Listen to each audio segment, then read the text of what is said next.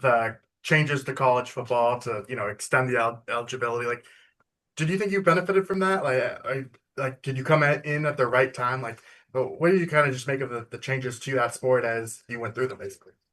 Yeah, I don't necessarily, in my case, I didn't necessarily benefit from changes of eligibility or like the JUCO-ness. I just, I had a red shirt and it was COVID year, and then I had a medical, so it just was unfortunate timing with some of the stuff. But for me, like I said, it's prepared me so much mentally to kind of deal with a lot of the adversity on and off the field. Some of the circumstances are out of your control, and you have to respond to that. And I was just been super proud of myself and all my teammates, and just kind of persevering through everything. And it's a parallel to what you're going to see in the NFL.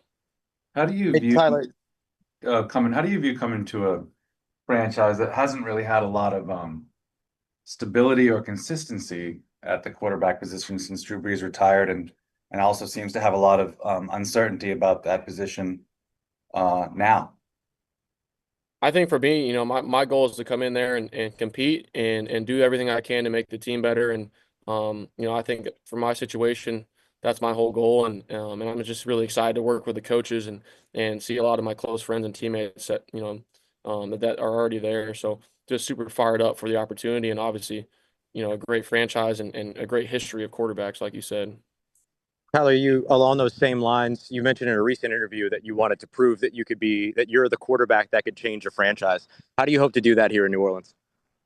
I think for me, just keeping the same mindset I've had throughout this process, just playing free, enjoying every single moment, just because, I've gotten that perspective, and you got to go out there and compete and earn it every single day. And I think the greatest thing I've learned throughout this whole process is about the relationships that you build, the connections that you make, and how you treat people in the building. And all that stuff is going to work itself out. And I'm just fired up for the opportunity more than anything, and just trusting that it's gonna work out in whatever shape or form. I know you referenced this Last brief, question. but the injuries, the broken bones. How long did it take for you to really kind of get back to the point where you felt comfortable in the pocket with those kind of obviously not ligaments, but significant injuries?